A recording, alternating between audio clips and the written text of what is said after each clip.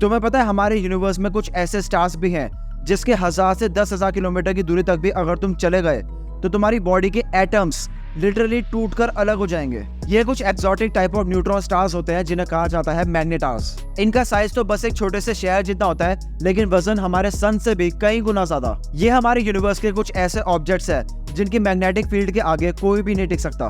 हमारी अर्थ की भी खुद की एक मैग्नेटिक फील्ड है, लेकिन मैग्नेटार्स की मैग्नेटिक फील्ड हमारी अर्थ से भी 1000 ट्रिलियन टाइम्स ज्यादा होती है।